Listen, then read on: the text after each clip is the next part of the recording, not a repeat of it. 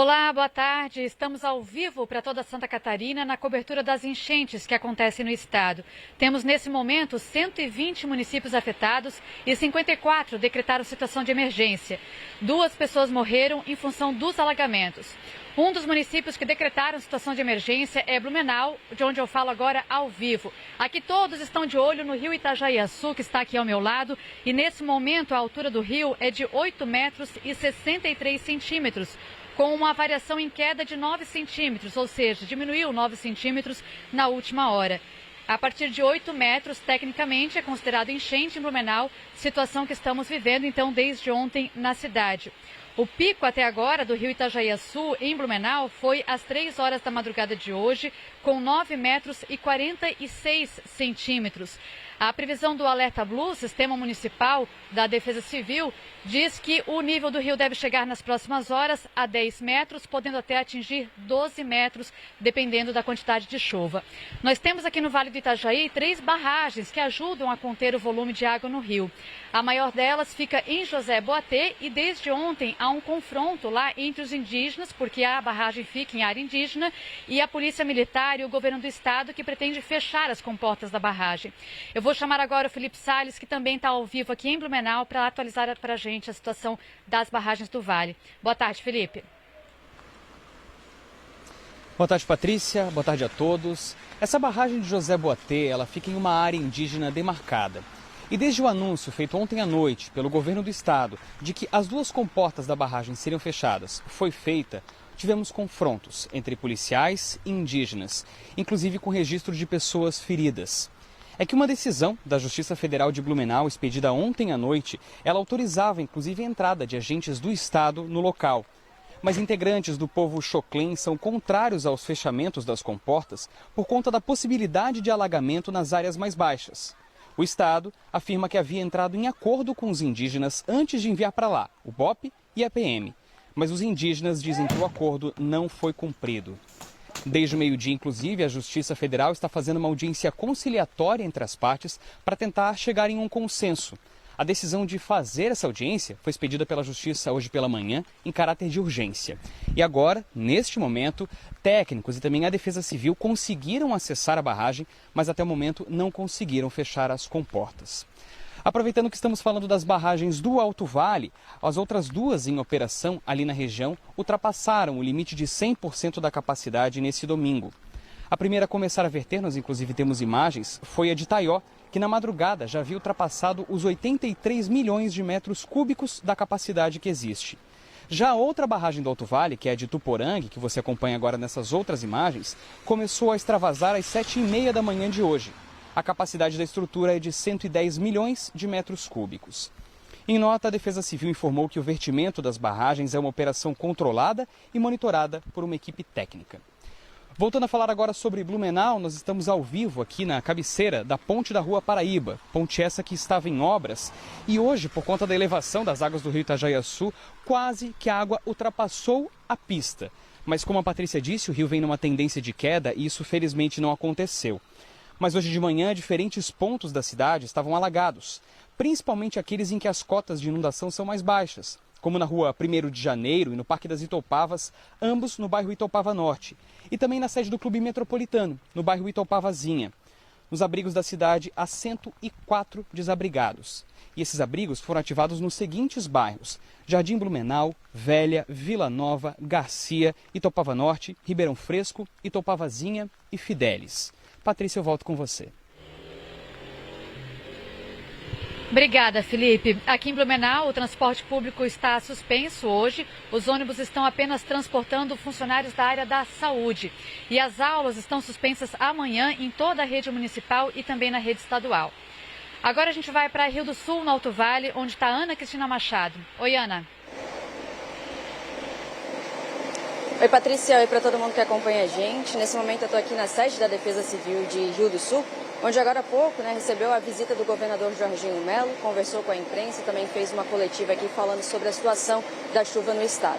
Primeiro eu vou trazer algumas informações aqui de Rio do Sul.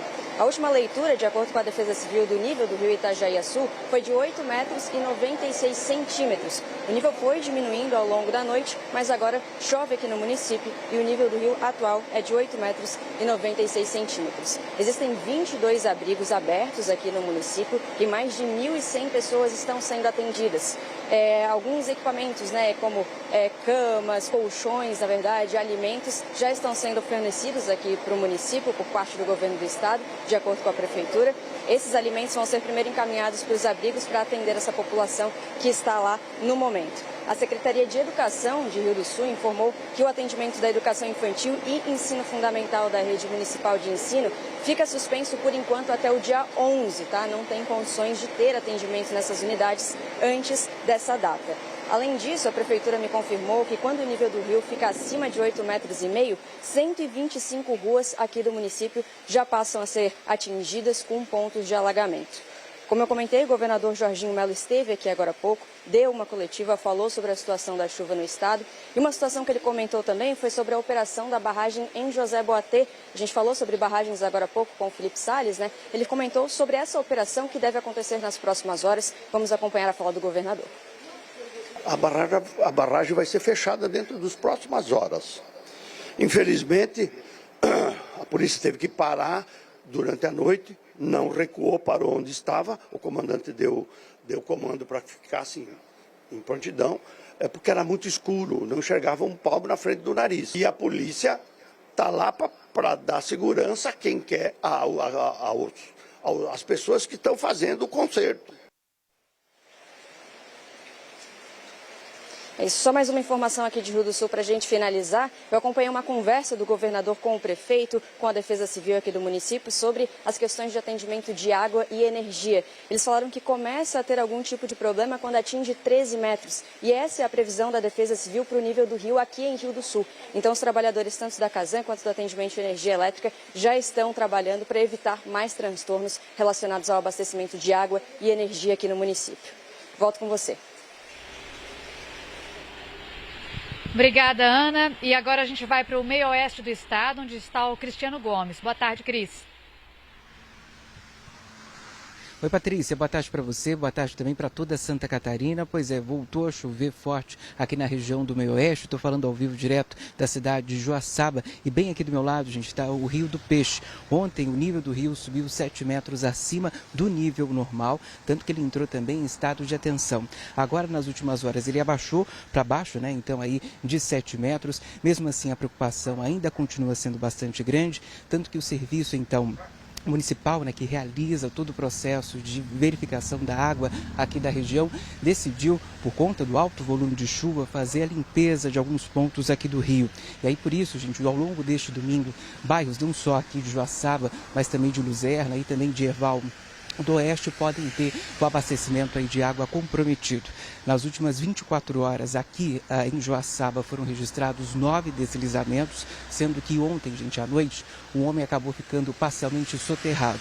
Ele foi socorrido por equipes dos bombeiros e também do SAMU, encaminhado para um hospital aqui da cidade de Joaçaba. Ele teve apenas ferimentos leves, né? E aí ele passa bem, isso segundo informações que foram repassadas pela prefeitura aqui da cidade. Agora, saindo aqui, gente, do meio-oeste, vamos dar um pulo lá na Serra Catarinense, porque lá a SC 114, viu, bem na estrada, né, que liga São Joaquim até Lages, está totalmente interditada. Isso porque houve, né, o asfalto cedeu por lá, bloqueando então os dois sentidos. Quem for passar por lá precisa redobrar a atenção. Patrícia. Valeu, Cris. E agora a gente vai para a cidade de Mafra, que fica no Planalto Norte, com a Poliana Rodrigues. Boa tarde, Poliana. Oi, Patrícia, boa tarde para você e a todos. Aqui em Mafra não para de chover e tem previsão de chuva para até o final do dia. No momento são 8 pontos de alagamento no município. Um deles, o mais crítico, é aqui onde eu estou, a rua Pioneiro Emílio Freitas, como vocês podem ver. Olha só, a altura da água está batendo pouco mais de 1 metro aí nas casas. E a preocupação aqui no município é justamente com o nível do Rio Negro, que não para de subir. Às 10 horas da manhã de hoje chegou a bater pouco mais de 9 metros, sendo que a média normal varia de 1,5 a 2 metros. 3 pontes da cidade foram interditadas pela Defesa Civil. A ponte sobre o Rio da Lança, a ponte da Vila Ivete e outra na Vila Buenos Aires. Aproveitar para falar para vocês sobre a situação da BR-280 em Araquari, onde há risco do solo ceder. Neste sábado, 2 pontos da rodovia afundaram na altura do bairro Porto Grande, no sentido São Francisco do Sul a Joinville. Equipes da Defesa Civil e do DENIT estão no local para poder monitorar a área que, como eu disse para vocês, corre o risco de ceder. O trânsito está sendo desviado pela marginal direita. Então, os carros que forem passar por ali, os motoristas precisam ficar bastante atentos. Patrícia? Valeu, Poliana. E quem está no sul do estado e traz as informações para a gente é o Eduardo Prestes. Eduardo, é contigo. Oi, Patrícia. A gente está aqui no quilômetro 403 da BR-101, no limite entre os municípios de Maracajá e Araranguá, aqui no extremo sul do estado. E essa pista da BR-101, sentido norte, está completamente bloqueada. O motivo é aquele acúmulo de água ali na frente. Aqui ao redor tem muitas canchas, muitas plantações de arroz que funcionam como pequenas barragens, mas com o acúmulo muito grande de chuva, elas acabaram transbordando e entraram na pista aqui em sentido norte. Isso já acontece com certa frequência por aqui e a gente, por conta da duplicação da BR-101, dessa vez não tem 100% do trânsito bloqueado. Afinal de contas, quem vem sentido norte está fazendo meia pista no elevado que seria para o sentido sul. Então está indo meia pista para o sul, meia pista para o norte e o trânsito está fluindo dessa forma por aqui ainda. Não há previsão de liberação da pista sentido norte. Aqui em Araranguá, o rio que corta a cidade chegou a 2,58 metros acima do nível normal na última noite. Se ele chegasse a 2,68 metros, sairia da calha em alguns bairros, como o bairro Barranca. Por isso, 13 famílias foram retiradas de suas casas ontem à noite, madrugada, e levadas para um ginásio municipal aqui da cidade, para justamente terem, de certa forma, uma tranquilidade, já que poderia acontecer o extravasamento do rio e atingir essas casas dessas pessoas. Até o momento, o rio segue em pouco de queda, está em 2,5 metros, mas ainda tem algum tipo de atenção necessária para ele. Então as pessoas seguem nesse ginásio aqui da cidade como um abrigo temporário para que elas tenham essa segurança de ficar em um local seguro. A gente, é claro, segue acompanhando a situação por aqui, principalmente lá no Rio Tubarão também, que vem em queda. Já tem 250 pessoas por lá que estão nesse momento desabrigadas, mas o rio está em baixa do nível e a gente continua acompanhando também essa situação por aqui para manter todo mundo informado. Volto contigo por aí, Patrícia. Obrigada, Eduardo. Também, então, o rio baixando na região sul do estado, mas tem previsão de mais chuva pela frente. E com essa continuidade, então, do estado de alerta, o estado de Santa Catarina deve receber ajuda do governo federal e também de outros estados. Mariana Passuelo.